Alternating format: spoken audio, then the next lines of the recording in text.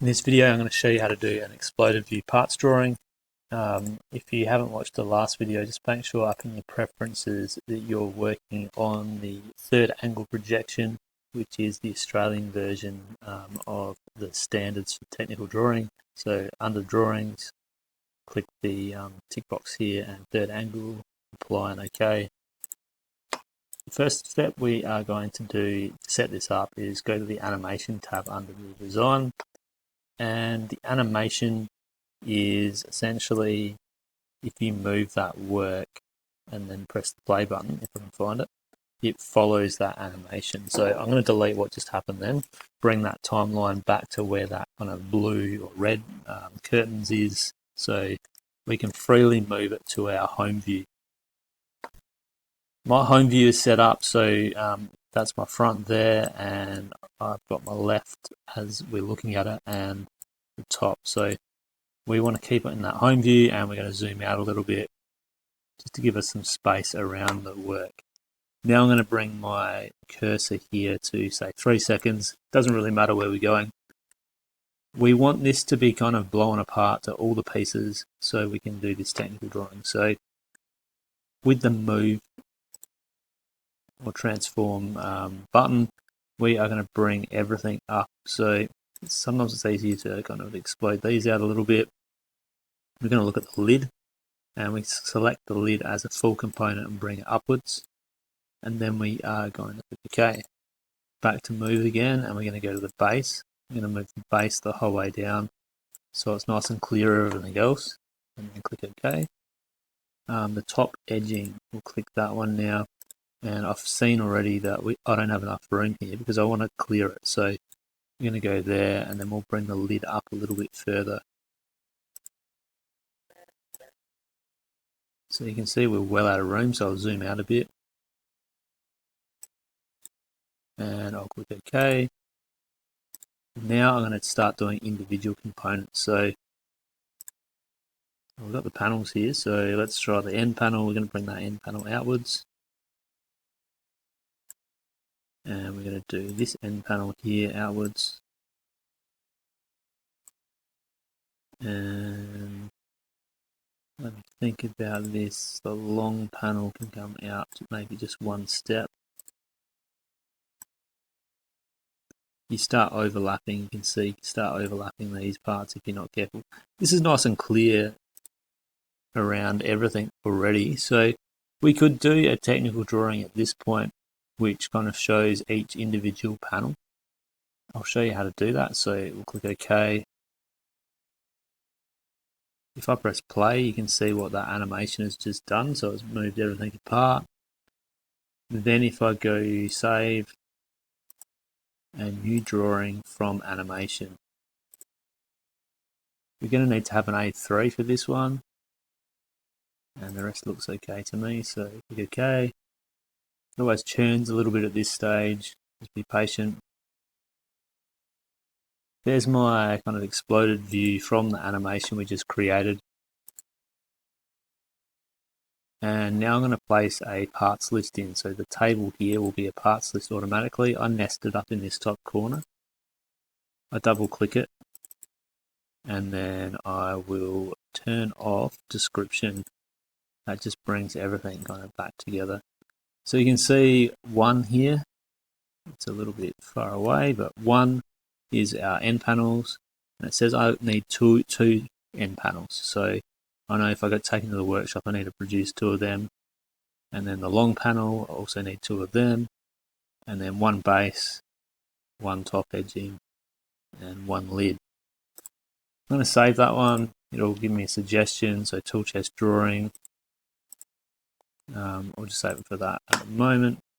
And we'll get back to our animation. So if I change this animation now, it'll also change this drawing. So we have to be careful of that. What I can do is I can add a storyboard down here. And if I do it as a clean, start from the previous, I didn't know that was there. It's just duplicated our 2 storyboards down in this bottom part of our screen. So now we're working on storyboard 2. I can continue to explode this out a little bit. So I'm going to bring this board out like this, and just step these out a tiny little bit. There's so many parts to this, I think this is going to look too messy. You'd probably create a individual part, exploded part drawing for the lid, for the base, for the top edging. But we'll just see how we go here. Give it a go. So I won't record myself doing all of this, but you should get the idea. So I've just continued on, and it's logical to me to try and explode one of the short panels or end panels, one of the long panels. This looks a little bit kind of out of alignment to me, so I might move this one just a little bit further across, just to show that it looks like it's all coming from the same design. These all kind of come directly up from the base. It looks good. This one here, maybe we'll move that one out a little bit. So at this point, if you click it, it will be underlined here, so it's easy to find where it belongs.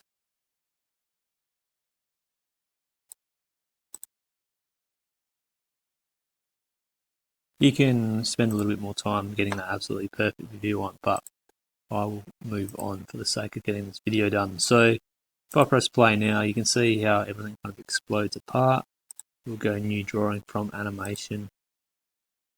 Make sure my settings are good. A3 is best for this. You'll see that this gets a lot busier, this drawing, because we've got a lot more parts we're going to be labeling up.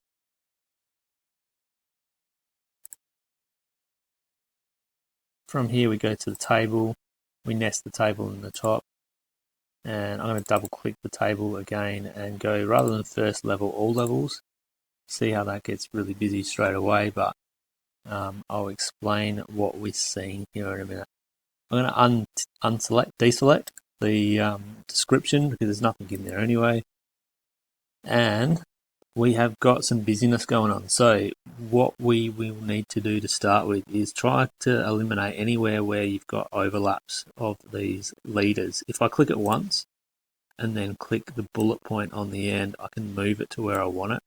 And then I can click and bring this one up. I'm going to go around and reorganize this, just trying to get rid of any overlaps like this one. The other thing we need to try and bear in mind is, see how this is nicely lined up down through here. That's done well, and then it's nicely lined up along here.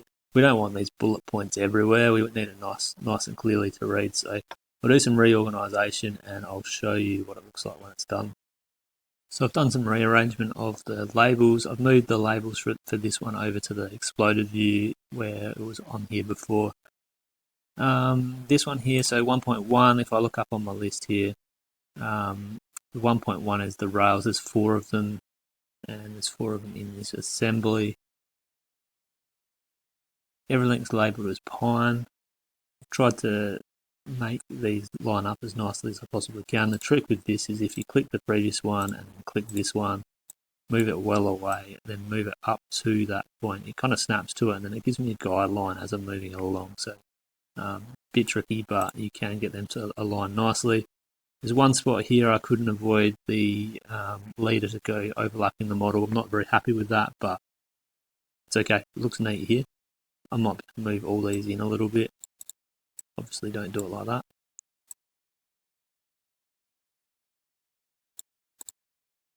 Then side panel and the base all nicely lined up. Having said that, I can see it's hard to be perfectionist, but get them to be a little bit neater would be excellent. So that's my parts drawing, which is an assembly parts list. A little bit messy the way we've labelled our components, but you should be able to take this into the workshop and be pretty clear on what you would need to produce if you're making this as a physical model. What you could do, you could add one last finished box up here.